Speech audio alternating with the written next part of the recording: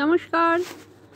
বেশ গরম পড়ে গেছে, সেই জন্য গরমের একটা উপাদেয় খাবার কারি।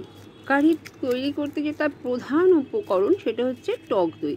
যে দইটা ন্যাকড়ায় বেঁধে জলটাকে ঝরিয়ে নেওয়া হয়েছে, আর তার সাথে নেওয়া হয়েছে অল্প বেসন, 1 চামচ, বড় চামচের 1 চামচ বেসন।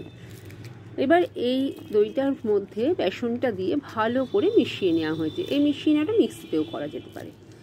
এর সঙ্গে আর যা যা লাগছে, বিট নুন, চিনি, আর হচ্ছে সাদা এবং কালো সর্ষে, কাঁচা লঙ্কা কুচি, আর একদম কিচেন গার্ডেনের কারি পাতা।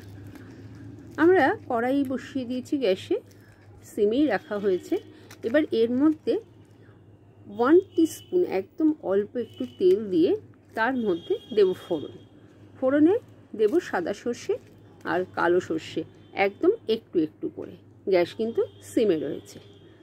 আর তার সঙ্গে ওই যে বললাম কারি পাতা আমাদের গাছে, সেই কারি পাতাও একটু ফোড়নে দেওয়া হবে।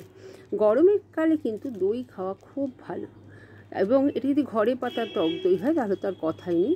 সবসময় চেষ্টা করুন বাইরের দই খাওয়ার থেকে ঘরে পাতা দই খেতে। দিয়ে দেওয়া হলো কারি পাতা। কারি পাতা দিয়ে কিন্তু আমরা গ্যাসটাকে বন্ধ করে দিয়েছি।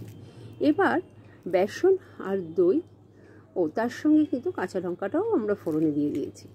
এবার বেসন আর দই যেটাকে একসঙ্গে মিশিয়ে রাখা হয়েছে, এই দইয়ের সঙ্গে যখন বেসন মেশানো থাকবে না, তখন কিন্তু গরমেও এই দইটা দিলে কিন্তু আর ফেটে যাবে না বা কেটে যাবে না, কোনো অসুবিধা নেই।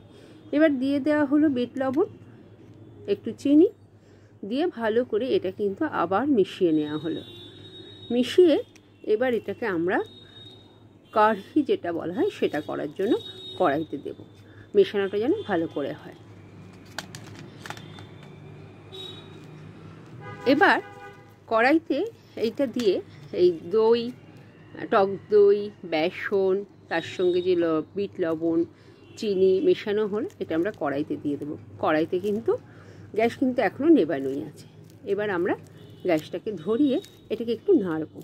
আর ওই যে বলেছিলাম দইয়ের জলটা ঝরিয়ে রাখা হয়েছে, সেই জলটাও কিন্তু এখানে দিয়ে দেবো। এটার মধ্যে কিন্তু বেসনের বড়া করেও এতে দেওয়া যায়। বেসনের বড়া করে যদি এতে দেওয়া হয় তাহলে কিন্তু জলের পরিমাণটা একটু বেশি দিতে হবে, কারণ বড়া অনেকটা ঝোল টেনে নেয়। সেই অনুযায়ী কিন্তু একটু লবণ, একটু চিনিও কিন্তু একটু বেশি দিতে হবে। আমরা বড়া করে দিইনি, নিশ্চয়ই কোনো ভিডিওতে এই বড়া করে যে দেওয়া যায়, কারিটা করা যায় এবং খেতে খুব সুস্বাদু হয়। আর গরমকালে এটা খেলে খুব রিফ্রেশ হয়ে যায়, শরীর খুব ভালো থাকে। প্রত্যেক দিন যদি কেউ এটা খায় তার পক্ষে কিন্তু গরমটা উপভোগ করা বা গরমের সময় কিছু অসুবিধা, যে শরীর গরম হয়েছে, সেটা কিন্তু হয় না। কাজে সবাই করে খেয়ে দেখো কেমন লাগে। আমাদের তো গরমকালে এই একটা কারি আমরা প্রায়ই করি। এটা করতে বেশি সময় লাগে না, এটা বেশি জিনিস লাগে না, এবং খেতেও খুব সুস্বাদু। যে কেউ খেতে পারে। যদি কেউ মনে হয় যে চিনিটা স্কিপ করে যাবে, চিনি দেবে না, সেটা না দিয়েও কিন্তু এটা খাওয়া যেতে পারে। তার জন্য কিন্তু কোনো অসুবিধা নেই। খেতে খুব সুস্বাদু, খুব ভালো। তাহলে আজকের মতো আসি, দেখা হবে অন্য কোনো ভিডিওতে। সবাই সুস্থ থেকো, ভালো থেকো, টাটা। গরমের কালে সবাই কিন্তু গরম উপভোগ করো, আর টক দই বাড়িতে খেও।